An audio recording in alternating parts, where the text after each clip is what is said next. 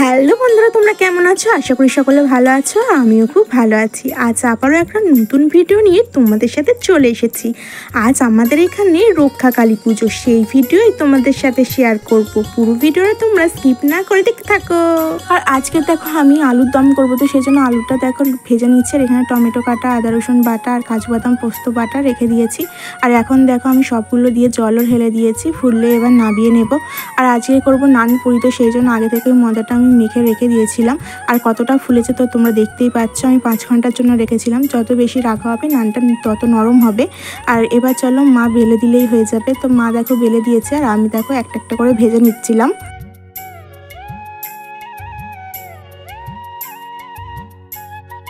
আর এদিকে দেখো সব নানপুরিগুলো আমার ভাজা হয়ে গেছে। আর তারপরে দেখলাম সবাই ঠাকুর আনতে যাচ্ছে, আর এখানে দেখো বাজি ফাটাচ্ছে। তো খুব সুন্দর লাগলো দেখতে, তাই একটু ভিডিও বানিয়ে নিলাম তোমাদের সাথে শেয়ার করব বলে। আর সবাই ঠাকুর আনতে যাচ্ছিলো, দেখতে খুব ভালো লাগছিল। আর আমাদের যাওয়া হয়নি। তো চলো তোমরা দেখতে থাকো পুরো ভিডিওটা স্কিপ না করে। আর যারা এখনও একটা লাইক করোনি, প্লিজ একটা লাইক করে দিও।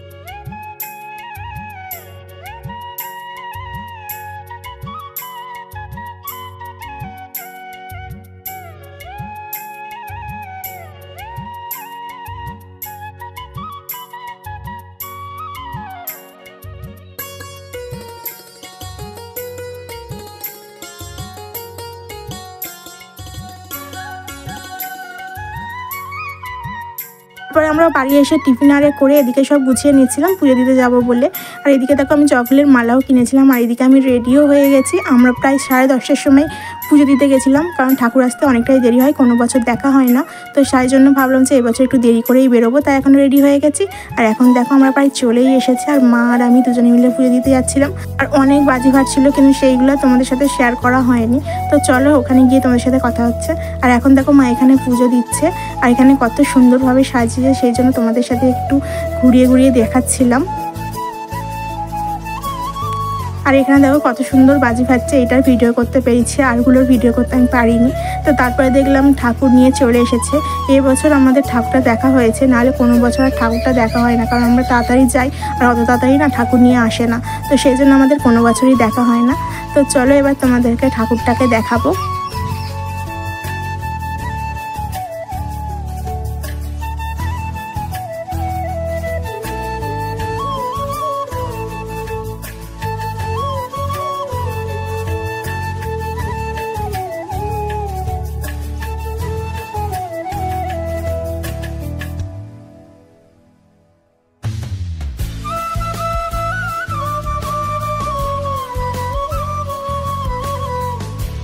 এবার চলো তোমাদেরকে মায়ের মুখটা দেখাই।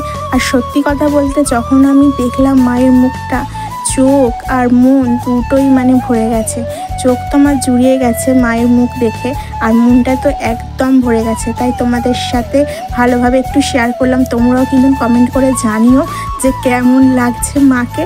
জানি সবার কাছে মা সুন্দর, তবুও কেমন লাগছে অবশ্যই জানিও।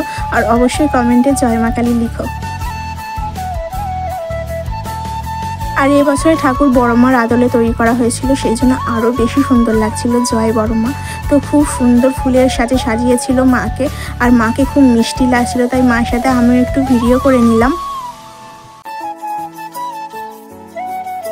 আর তারপর এদিকে বরণও শুরু হয়ে গেছে, তোমরা দেখতেই পাচ্ছ। এখানে মায়ের বরণ হচ্ছে, আর ওদিকে দেখো আবার একটা ঠাকুর যাচ্ছে। আমাদের এখানে দুটো পুজো হচ্ছিল, একটা ছিল বাড়ির বারোয়ারি কালী পুজো, আর একটা ছিল আমাদের পাড়ার বারোয়ারি কালী পুজো। আর এখানে দেখো কতজন ঠাকুর আনতে গেছিলো। সত্যি বলতে মাকে দুটো রূপেই অপরূপ সুন্দর লাগছিল। একটা ছিল ফুলের সাজে, একটা ছিল গয়নার সাজে, দুটোতেই অপরূপ সুন্দর লাগছে মাকে। তারপরে দেখলাম মাকে নামানো হয়ে গেছে, এবার মাকে ঠিকঠাকভাবে রাখবে, তো তাই জন্য ওরা প্রস্তুতি নিচ্ছিল।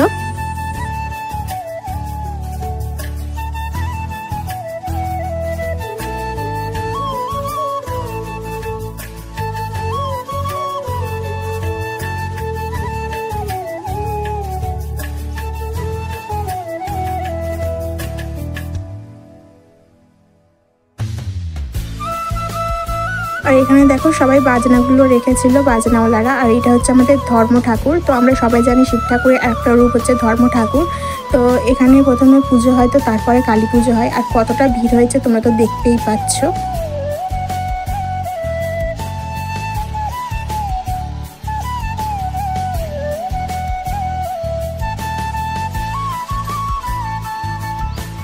এখানে দেখো মাকে এখন মালা পরানো হচ্ছে, আর সবারই মালা মাকে পরানো হয়েছে। যারা যারা মাকে মালা দিয়েছিল সবারই মালা মাকে পরানো হয়েছে।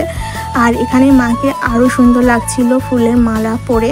এমনিতেই ফুলের সাজে মাকে তো অপরূপ সুন্দর লাগছিলই, তার উপরে আবার মালা পরে আরও সুন্দর লাগছিল। সত্যি বলতে কোনো বছর মাকে না দেখেই বাড়ি চলে আসতে হয়, তো এবছর মাকে দেখতে পেয়ে আমি সত্যি অনেকটা হ্যাপি।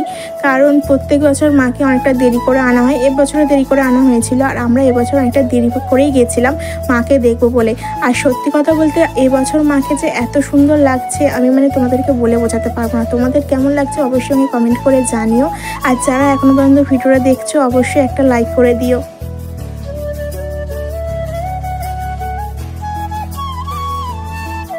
আর এখানটা দেখো কত সুন্দর লাগছে, পেছনে হচ্ছে ভোলা মহেশ্বর আর সামনে হচ্ছে আমাদের মা। তো কত সুন্দর লাগছে না এই মুহূর্তটা, আমার তো ভীষণই ভালো লেগেছে, তাই ভাবলাম তোমাদের সাথে একটু শেয়ার করি। আর তারপর দেখো আমার পিসিদের সাথে দেখা হয়ে গেল। আমার পিসিরা বলছে কই আমাদের সাথে ভিডিও বানালি না, তো তাই একটু ভিডিও বানিয়ে নিলাম। যে কথা বলছে ওটা হচ্ছে আমার একটা পিসি হয়, পাশেরটাও পিসি হয়। আর তার পাশে হচ্ছে আমার বোন ছিল, তারপর দিদা ছিল, তারপর আমার মা ছিল। তো সবাই সাথে একটু ভিডিও বানিয়ে নিলাম। তো তারপরে একদম সামনে থেকে মায়ের একটু ভিডিও করে নিলাম। ফুলের মালা পরে মাকে আরও বেশি সুন্দর লাগছিল, তাই আমিও মায়ের সাথে একটু ভিডিও বানিয়ে নিলাম এদিকে। ভিডিও করে এদিকে চলে এসেছিলাম শালপাতায় খিচুড়ি খেতে। তো তোমাদের কাদের ভোগ খেতে ভালো লাগে অবশ্যই কিন্তু কমেন্ট করে জানিও। আর এবার আমরা বাড়ি যাব, তো সেই জন্য লাস্টবারের মতন একটু ভিডিও বানিয়ে নিচ্ছিলাম। আর মা আর আমি দেখো এখন বাড়ি ফিরছি। আর ওই যে দূরে দেখতে পাচ্ছ লাইটটা, ওখানেই হচ্ছে বাড়ির বারোয়ারি কালী পুজোটা হচ্ছিলো। আর মাকে দেখো কত মিষ্টি লাগছে গয়না পরে। তো ওখানে ছিল ফুলের সাজ, এখানে মা গয়নার সাজে খুবই মিষ্টি লাগছিল। আর তারপর একটু মাকে কল করে চলে এসেছিলাম বাড়িতে। আর এটা ছিল পরের দিন সকালবেলা, ঘুম থেকে উঠে চলে যাচ্ছিলাম প্রসাদ আনতে।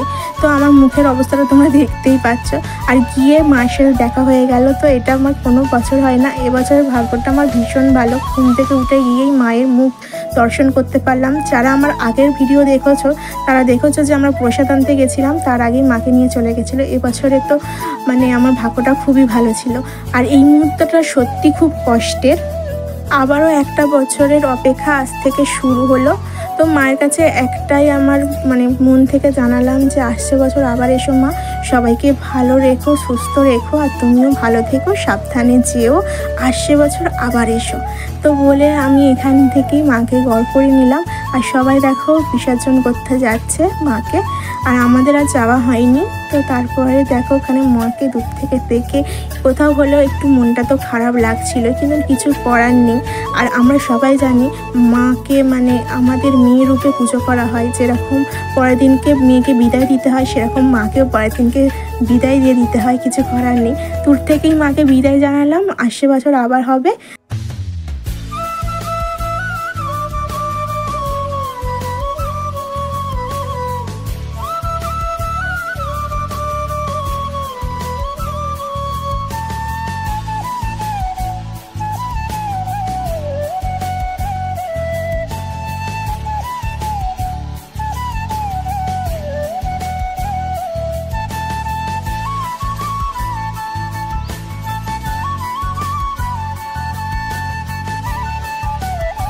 মাকে বিদায় জানিয়ে আমরা আবার এদিকে চলে এসেছিলাম। তারপর আবারও মার সাথে দেখা হয়ে গেল, তো মাকে আবারও বিদায় জানিয়ে দিলাম। আর ভিডিওটা আমি এখানে শেষ করছি। ভিডিও যদি তোমাদের ভালো লেগে থাকে অবশ্যই একটা লাইক করো, কমেন্ট করে জানিও। আর পুরো ভিডিওটা দেখার জন্য তোমাদের সকলকে অনেক অনেক ধন্যবাদ। আর যারা আমার চ্যানেলে নতুন অবশ্যই চ্যানেলটিকে সাবস্ক্রাইব করে আমার পাশে থেকো। Tata, thanks for watching.